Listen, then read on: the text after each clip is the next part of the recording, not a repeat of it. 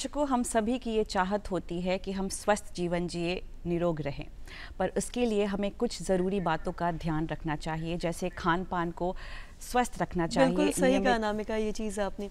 तो इसी के साथ क्यों ना अब कार्यक्रम को आगे बढ़ाते हैं और स्वागत करते हैं आज के हमारे विशेष मेहमान का। बिल्कुल, अब वक्त हो चला है दर्शकों आज के मेहमान से आपको रूबरू कराने का। कहते हैं गुरु बिना ज्ञान नहीं है। हमारे जीवन में शिक्षा का जितना महत्व है उतना ही महत्व एक शिक्षक का भी है। जिस तरह से शिक्षा हमारे ज्ञान और बुद्धि का विकास करता है, उसी तरह एक शिक्षक हमें उस ज्ञान की सही समझ और उसका सदुपयोग करना सिखाता है। आज हमारे कार्यक्रम में जो विशेष मेहमान मौजूद हैं वो शिक्षा जगत के एक जाने माने नाम हैं, एक जाना माना चेहरा हैं। आपको बता दें, इन्होंने न जाने अभी तक कितने छात्रों का मार्गदर्शन किया है, उन्हें सही दिशा दी है, उन्हें शिक्षित किया है और उन्हें काबिल बनाया है। आज हमारे बीच मौजूद हैं प्रोफेसर कृष्ण चंद्र सिन्हा सर, जो फॉर्मर वाइस चांसलर हैं नालंदा ओपन यूनिवर्सिटी के और पटना यूनिवर्सिटी के, साथ ही एचओडी मैथमेटिक्स रह चुके हैं पटना यूनिवर्सिटी के। इसके अलावा ये प्रिंसिपल के पद पर भी कार्य कर चुके हैं पटना साइंस कॉलेज में। तो आइए स्वागत करते हैं कृष्ण चंद्र सिन्हा सर का। सर, बहुत स्वागत, अभिनंदन कार्यक्रम बिहार बिहान में। थैंक यू अनामिका एंड मुस्कान जी। और सर, जैसा कि शिक्षा की हमने बात की है, अगर हम कहें शिक्षा, तो सभी के लिए शिक्षित होना आज बहुत ही ज़रूरी है जीवन में आगे बढ़ने के लिए, चाहे वो कोई भी हो। मैं आपसे जानना चाहूँगी कि इस विषय में आप क्या बताना चाहेंगे कि सभी के लिए शिक्षित होना कितना महत्वपूर्ण समझते हैं आप?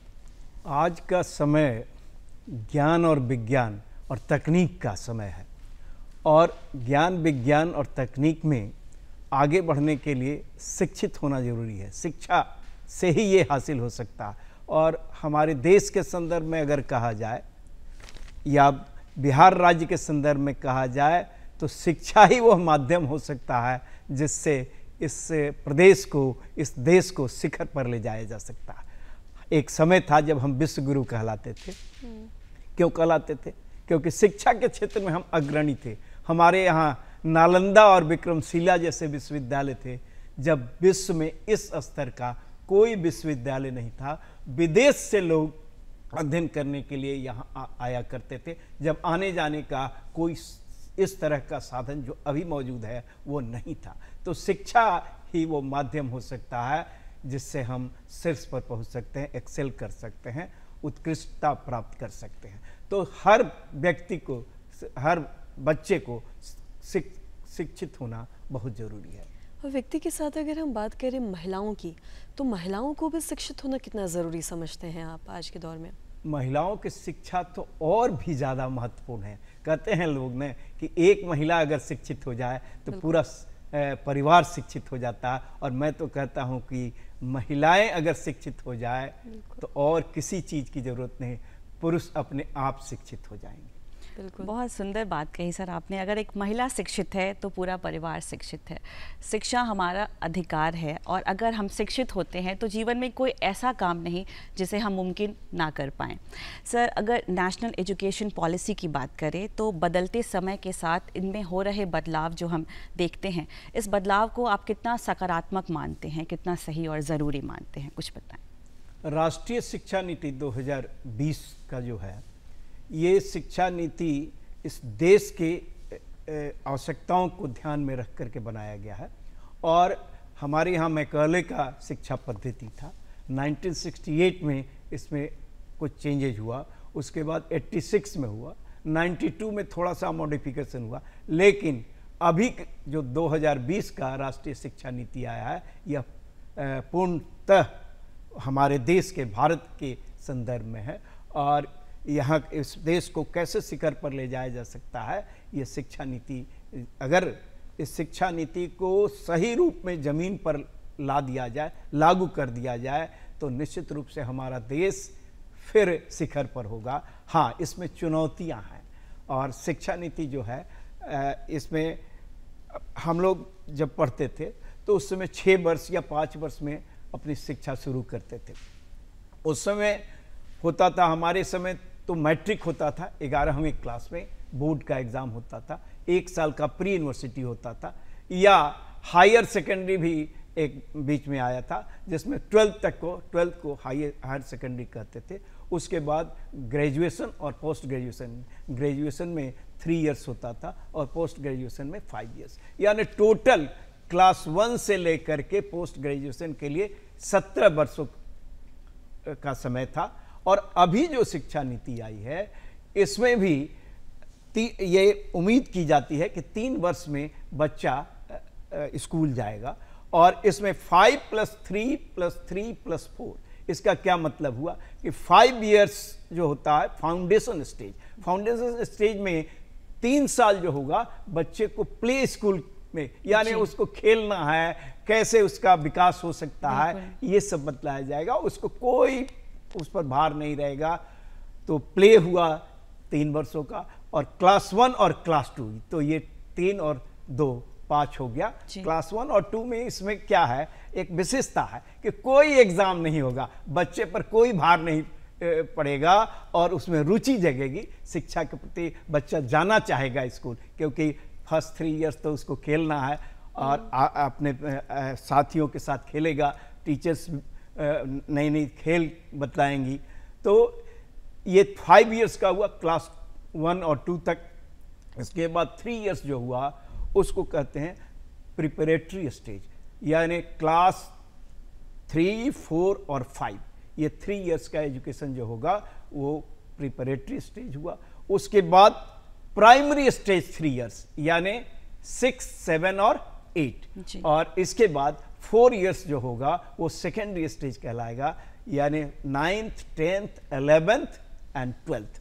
अब इसमें एक विशेषता है, विशेषता ये है कि जो प्रिपरेटरी स्टेज होगा क्लास 3, 4 और 5, इसमें रीजनल लैंग्वेज पर बहुत ध्यान दिया गया, बहुत स्ट्रेस दिया गया है, इसलिए कि बच्चे को अपनी भाषा में अगर चीज़ों को बतलाया जाए तो वो जल्दी सीखता है, जल्दी उसका ग्रहण करता है। इसलिए इसमें है कि रीजनल लैंग्वेजेज में आप पढ़ाइए बच्चों को, और ये कंपलसरी नहीं है, आप इंग्लिश मीडियम से भी पढ़ा सकते हैं, लेकिन रीजनल लैंग्वेज जो बच्चे इंग्लिश नहीं सीख पा रहे हैं तो रीजनल लैंग्वेज में इस पर ज़्यादा ध्यान दिया गया है।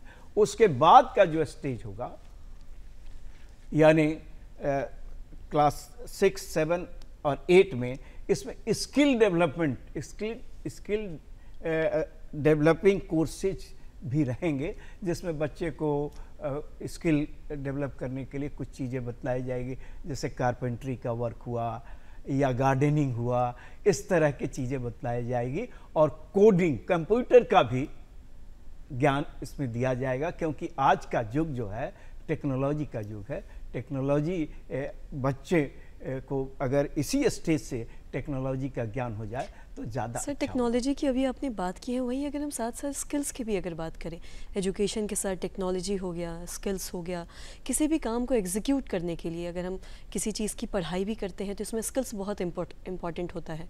तो इसमें कितना ज़रूरी समझते हैं और कितना किसी भी काम को एग्जीक्यूट करने के लिए स्किल्स, एजुकेशन और साथ ही साथ टेक्नोलॉजी? हमारा तो ये कहना है, मानना है कि अगर कोई बच्चा, कोई विद्यार्थी गणित का उसको बेसिक नॉलेज हो, यानी गणित में ठीक हो, गणित से हमारा मतलब ये नहीं कोई एक्सपर्ट हो, गणित का बेसिक नॉलेज होना चाहिए।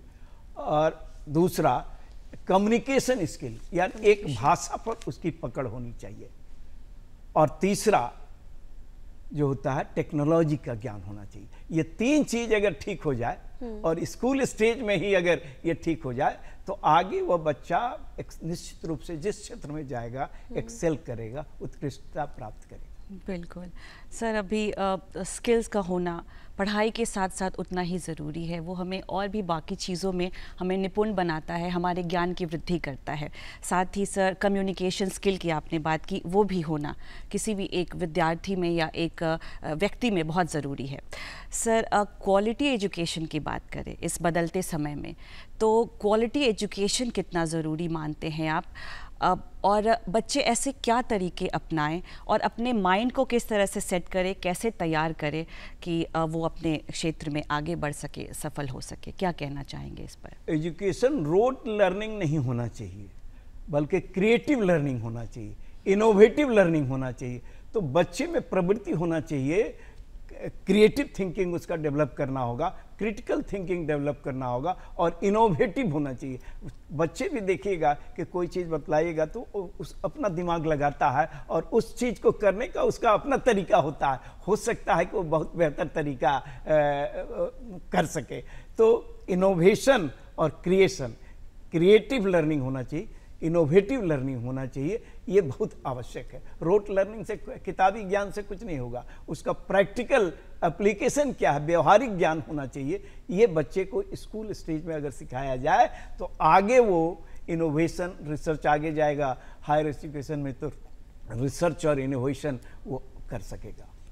बहुत अहम बात कही सर अभी आपने कि शिक्षा अभी किताबों तक सीमित नहीं रह गई है। अगर हम बाहर निकलते हैं, प्रैक्टिकल लाइफ हम जब देखते हैं तो हम प्रैक्टिकलिटी से बहुत कुछ सीखते हैं और अपने जीवन में उसे शामिल करते हैं। सर, मैथमेटिक्स सब्जेक्ट की बात करें तो ये एक ऐसा विषय है जिससे कहीं ना कहीं कोई ना कोई बच्चा ज़रूर ही डरा है, और ख़ास करके हम अपनी बात करें तो हम भी कभी ना कभी मैथमेटिक्स से डरे हैं। पर आपसे ये जानना चाहेंगे कि ऐसे में बच्चे किस तरह से उनमें मैथमेटिक्स के प्रति रुचि हम पैदा कर सकते हैं, और ख़ास करके शिक्षक का यहाँ पे ख़ास करके अहम भूमिका हो जाती है, तो उसके बारे में कुछ बताएं। ये जनरल सामान्य अवधारणा है कि मैथमेटिक्स एक डिफ़िकल्ट सब्जेक्ट है।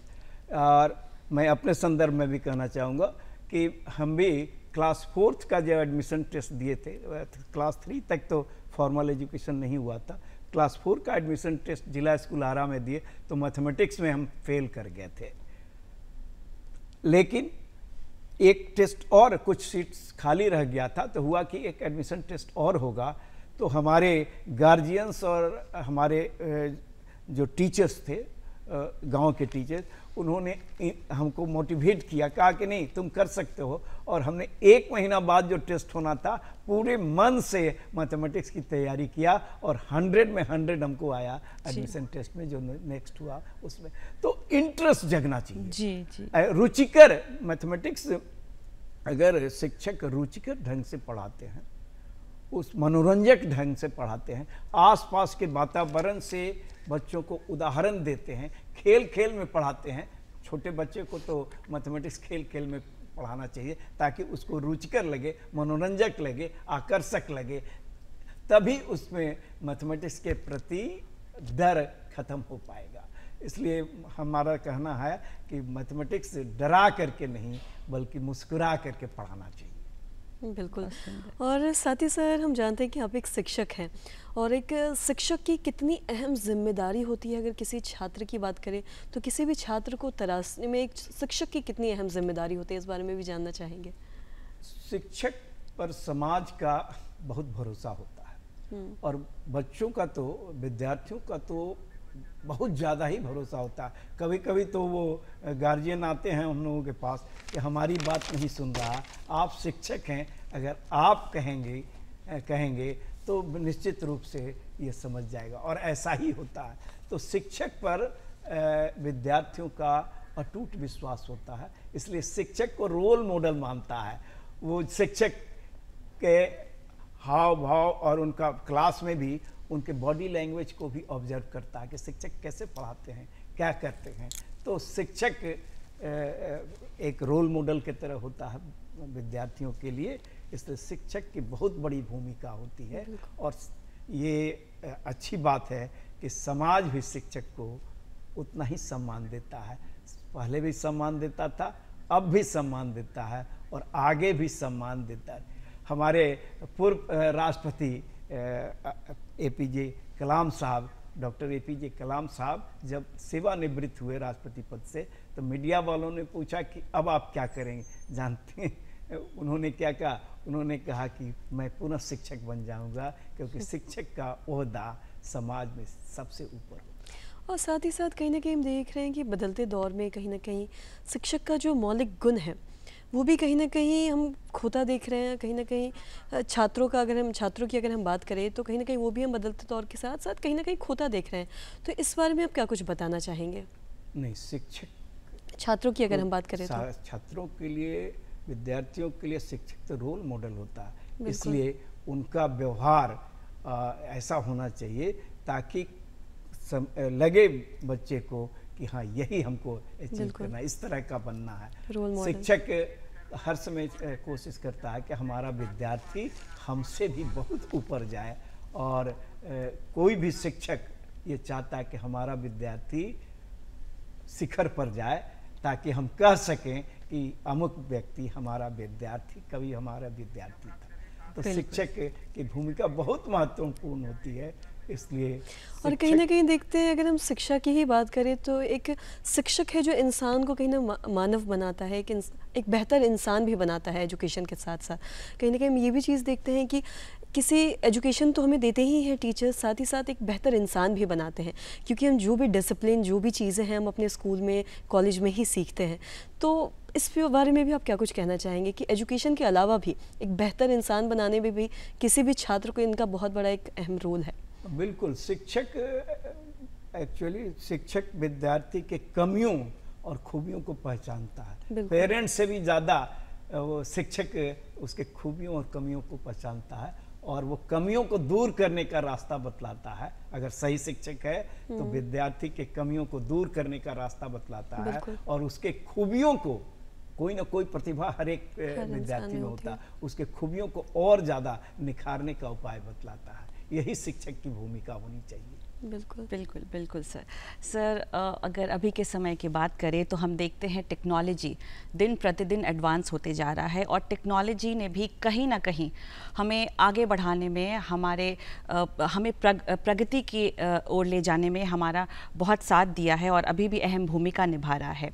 अगर ऑनलाइन क्लासेस की बात करें, स्मार्ट क्लासेस की बात करें, ई लाइब्रेरीज़ की बात करें, वो बच्चे जो क्लासेस नहीं कर पाते या किसी वजह से टाइम पर एडमिशन नहीं ले पाते, तो ये सब चीज़ें उनके लिए किस तरह से मददगार साबित होती हैं? बिल्कुल। टेक्नोलॉजी इतना आगे बढ़ चुका है कि बच्चे घर बैठे भी सारी जानकारियां हासिल कर सकते हैं। बिल्कुल। और लेकिन इसमें हमारा एक सजेशन होता है कि किसी चीज़ का दो पहलू होता है।